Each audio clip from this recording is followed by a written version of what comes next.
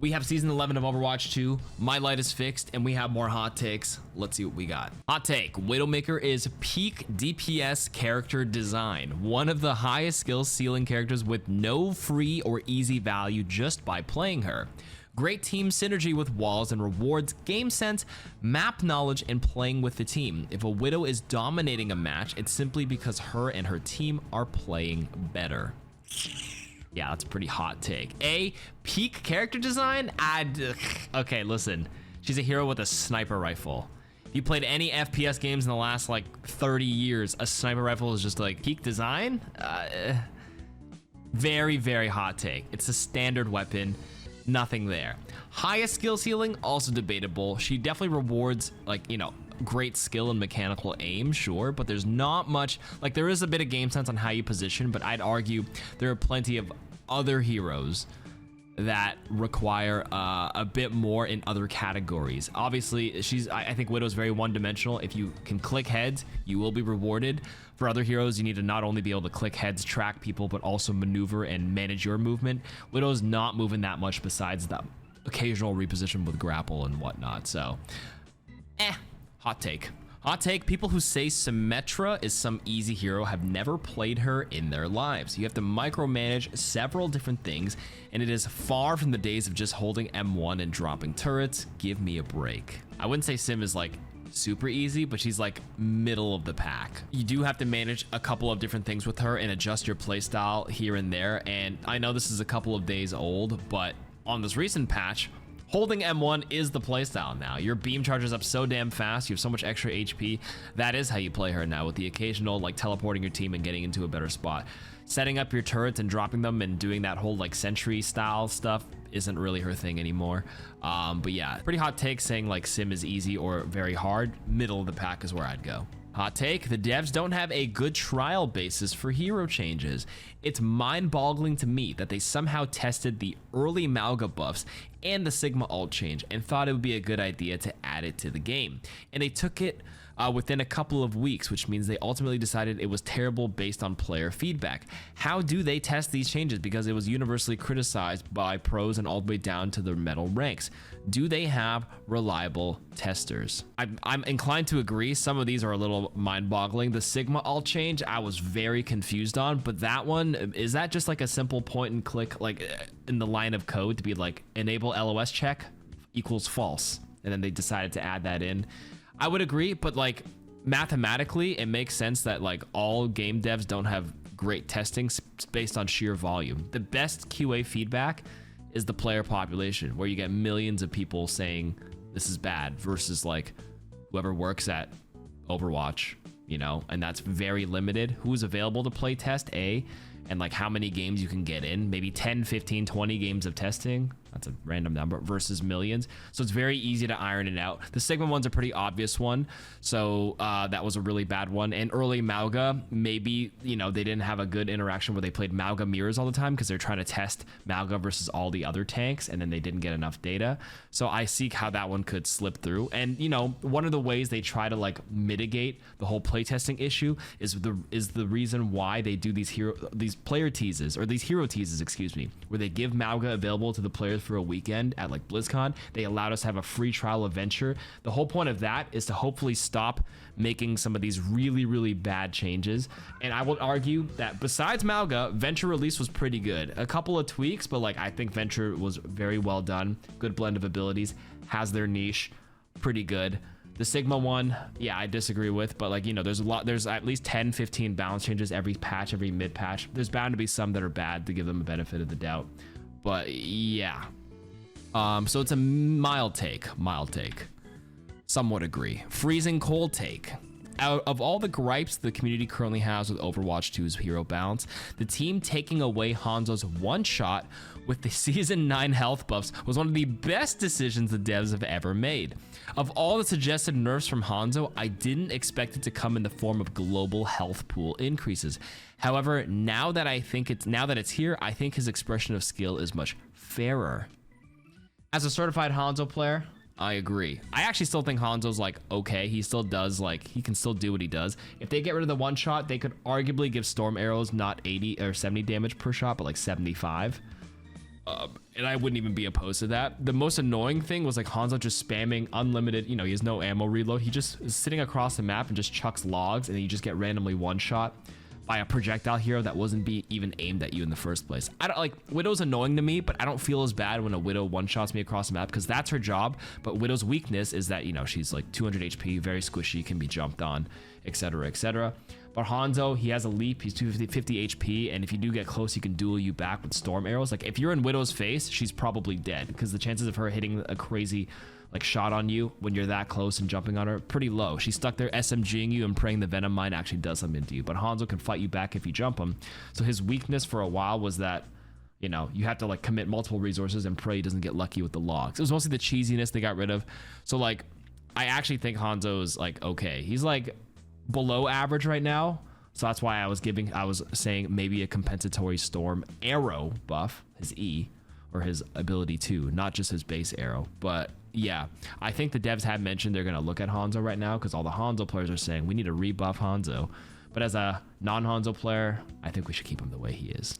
Hot take, Blizzard releasing subpar content such as the PvE and Hero Mastery Gauntlet and then canceling it when players don't like it and stop playing it. Even if they did like it, they wouldn't call because of no replayability. Is like, see, what you wanted wasn't even good. We knew you wouldn't want it anyways. Let's just get rid of it, when it's not at all what we asked for or expected. It just feels like a way for them to say, we tried, when we know they could do better. Ooh. I mean, I can see where you're coming from, where like it's the what you wanted wasn't even good. We knew you wouldn't want it, and let's get rid of it. They only got rid of the Hero Mastery co-op gauntlet. There's still Hero Mastery for solo playing, and then the PvE, yes, it came out pretty lukewarm, so I understand why no one plays any of the missions anymore. If you try queuing up for any of like the PvE missions, no one plays it. You get bots on your team. They haven't canceled that yet. I think you can still buy the $5 missions or whatever, but like once they cut resources on it and it wasn't like fully fleshed out, it was going to be a subpar product off the rip, like you said. They can do better. So like I actually see where you're coming from. So I don't really think this is a hot take at all. I actually pretty much agree with this take. I don't think they need to get rid of it. I just wish it wouldn't cost any resources or whatever. Just keep extra modes in the game, or maybe Overwatch is optimizing really hard and try not to bloat with all these extra modes that aren't necessary. But I really didn't feel like they needed to get rid of Hero Mastery, co-op Hero Mastery. I do agree with that. Like, Overwatch 2 is not casual. It requires a need to always be pushing yourself in every game in order to work and win games. Like, yeah, you can have fun goofing around, but you will be called out for everything. I mean, yes and no. Like, it depends on your mindset. I feel like this is one of the more casual FPS games, live service FPS games on the market by far. Like Valorant, CSGO are much sweatier in comparison, and like if you don't get the optics and the correct like mechanics down, it's very unforgiving. And Overwatch is easy to pick up because they have very accessible heroes. Your take on requiring to always push yourself to work and win games applies to all games, but like the substrates, or like the moving parts, which is just easy characters and accessible characters, is the casual portion of the game, which is not the same for every game, and that's what makes Overwatch 2, I would argue, casual. So I disagree with this take. I think this one's pretty hot. Hot take, Elo Hell exists, and all the streamers saying it doesn't are ignorant. Boger got hard stuck in Diamond as Lifeweaver and only eventually got the GM when switching accounts and with less overall matches. I would argue that Boger played one of the hardest heroes to get to GM with back in the day when he was doing his Lifeweaver grind. B, he's not a support player by nature. And C, it was a Lifeweaver thing, not so much an Elo. Like, it's his impact on winning games. Like, he's acceptable, but his crutch was entirely relying on the team and less playmaking at that current state of it. And he currently sort of is as well once you reach like a certain level. And the people who are still currently sitting in high GM on Lifeweaver already had GM MMR pre-Lifeweaver and are able to kind of play at maintenance level and get on a streak here and there. But Elo Hell definitely doesn't exist. You guys need a statistics course. Well, he swapped accounts, got with less overall matches, but he probably could have still grinded. He was just driving himself crazy, but it doesn't exist because eventually you will gravitate back to where your skill is. It would just take longer for Boger. He did it for it was one season, right? Some people grind for many, many seasons to slowly inch up and climb. This guy played like 500 games, and if you go like starting a fresh account, what was he, like 550 wins and like 500 losses? Plus 50 is pretty good, but remember, it's like plus 5 or plus 10 for just a single division. He could have done it on that account. It would just take a very long time. So when he swapped accounts, he's on an account with less, what do you call it? Less confidence in your matchmaking rating, your MMR, and your rank. So with less confidence, there's a higher deviation if you do win games. And if you go on a quick early streak when there's less confidence in your account, that's when you get major spikes. And that's when people create alt accounts and think that's where their true rank is, because they're like, woo, I made a new account and I knew my other account was cursed. No, it's because you played on a lower confidence account, went on a nice streak, and that was that. And then the argument people make is like, oh, well, now that I play here, I ended up playing 100 games and I stayed there. Well, you would, for most people, if they did play enough games, they would go back to their true rank. But in some cases, you played a new rank, you actually learned new skills in this journey. You played 100 new games at a new rank. It's like you started to bench like way higher, and maybe you genuinely got better playing with new people and you adapted a bit better, and then you are able to actually play a little better and climb up, and you're able to stay there. Then when you go back on your old account, you're no longer cursed. If you actually play, like, some people will just ditch that account, or if they ended up playing on it and grueled enough games, they're generally a better player now, and they could bring that one up. That's my belief. I always feel like these Elo Hell claims are like, it's just cope. People look for an outlet. There will be games where you could play not like a god, but like enough that you should have won if all factors were amazing, like the other players played at their best of their capabilities, but you can't control that. So you have to manage your expectations. You can only control you, the common denominator. Out of every 9, and there's 9 other variables moving around. Your 4 teammates, the 5 enemies. They could outplay you. Your teammates could outplay themselves and throw or whatever. But as long as you are solid in a crutch, you know, you're that one rock that'll give you that bit of a percentage edge, and across many, many games, you should climb. Assuming you don't tilt and throw and play bad and are high or drunk or, you know, stressed and slept 2 hours and didn't eat any food and you played hangry, you know. Anyways, next hot take. D.Va's eject mechanic is awful. I know it has moments, but I'd say the majority of the time, if I get demeched as D.Va, I'm quickly killed. Even if I'm not, my team is still stuck without a real tank for a fairly prolonged period of time. I'd rather just die. In addition, I think D.Va Bomb is one of the worst feeling ults to use. People use it basically as a second life, and majority of the time, it doesn't do a whole lot. Perhaps just a skill issue, but I'd rather D.Va just die like every other character and get a new, more intuitive ultimate. Ooh. Well, I think I disagree with this. I wouldn't say it's a hot take, but it's a take that I have heard some D.Va players mention that they'd rather, if they die, like they die, and then they can get to spawn faster, no risk of staggering. But that's the entire threat of being able to remech and get a second life without risking an entire, you know, respawn time and flying back to the map. And that's why D.Va's like pilot form has such a fast recharge rate. There's like that sense of urgency the enemy has if you get demech that they have to kill you, and that's what the threat level is. You say they don't have a real tank for a prolonged amount of time, but like, you know, you're still a threat because of the threat to remech. You know, and then your second part is the D.Va Bomb, one of the worst feeling ults. I think D.Va Bomb feels great in terms of like chucking it and getting, you know, hopefully many kills.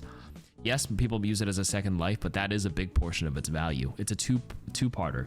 Use it as a second life or use it as an offensive tool or a zoning tool. I think it's quite versatile for the most part. So yeah, I actually disagree with this hot take quite wholeheartedly now that I put it in words. Next hot take, tanks are supports and should be merged to third support slot. Get out of jail cards like Suzu, shields, lamps should only be available to support role. Mei should be moved to the combined support role. That would be way better than the tank role. Okay, I'm moving on from that one. Hot take, legacy ranked credits are now pointless since the change towards buying all weapon skins with regular competitive credits as well as legacy ones. Wait, what? Legacy ranked credits are now pointless since the change of providing all weapon skins. You mean ranked? You mean competitive points? I mean, the legacy ones are pointless unless you had a bunch banked up so that you could buy golden weapons. So I think the current system is old legacy points. You can only buy golden weapons, but the new competitive points are the ones that are required for you to buy jade or gold. But their whole shtick is that in a year when another competitive reset happens, the current points will become legacy and you have to earn new points later to hopefully buy whatever sapphire weapons if they come out with it. And then all your legacy points next year will be able to be purchased. You can use it to purchase golden or jade. which in my opinion is convoluted as hell. They never needed to do that. I know their whole idea was like engagement. We need people to play the new competitive system to earn new currency, to incentivize them to play, to get the new currency to buy Jade weapons. But yeah, I've always found it dumb too. Like, I feel like if you have competitive points, buy whatever you want. Maybe their goal was to like stop people from just buying like 10 Jade weapons off the rip, but like, that's like so few people. Like, I had like 20-30,000 competitive points banked because I do have all the golden weapons. I've been playing the game for 8 years as my job, right? So like, I'm one of the few people that can buy a bunch of Jade off the rip, but like, who cares? Let me do it and let all the community buy points. I don't know why. I know why, but like, I don't get it. Like, it's just so stupid. I agree. Like, it's not a hot take. The legacy credits points, stupid system. Hot take: the Wrecking Ball rework didn't solve any of his issues. It only buffed him in irrelevant ways to make him stronger as a whole. His issue is CC and stuns, and how he doesn't have much counterplay to CC. Since one good stun can stop his ability to negate damage, hack, or since one good stun can stop his ability to negate damage, hack, or magnetic grenade stops it instantly and puts his ability on cooldown. The buffs he got made him objectively better and had some great quality of life additions, but it didn't fix anything. As for the record, he can play around some CC, but some is unavoidable. 2 or more forms of CC almost makes Ball unplayable. Yeah, I do think like the buffs made him objectively better. I agree. And, you know, compared to other tanks, if they get CC'd, yes, they're stuck like hindered or stunned for a moment, and then they get control of their character. If they didn't give him all these other compensatory buffs, I do think like stuns shouldn't kick him out of ball form. It could probably stop his fireball, for example, but like, you should still have the choice to swap in and out of ball form if it were up to me. Because I think if you hack a Ramatra in his second form, like his nemesis form, he doesn't go back to human form. He just can't block or use his abilities. So I think if Ball's in ball form and he gets hacked, he should be able to stay in ball form, right? And you just can't fireball. Like, you can't get that speed. It cuts the speed. So you still have a choice to roll around and roll out instead of getting kicked out. You know what I mean? But I think maybe mechanically, because Ball is, you know, the form is on an ability that it doesn't do that. I mean, I'm sure they could work around that. But, you know, if you do add that as like a way to like countermeasure some of the CCs for Ball, then you need to reduce some of the compensatory buffs he got. But, you know, I have to hear this feedback from Ball mains. My opinion on it is just that, but I haven't played enough Ball to give you like an idea of how that would feel from the Ball player's perspective. I just know if they have a Ball, I have to play like hopefully Ana, or we hopefully have like a hinder nade or a hack or something to slow him down, or else he does like run the lobby. I think Ball is pretty good this patch, all things considered. But in any case, you might be onto something there. Don't think it's a hot take. It's a pretty reasonable take there. Okay, Dr. Slaughter, and okay, everybody else, thanks for listening, and have a good rest of season 11. See you next week.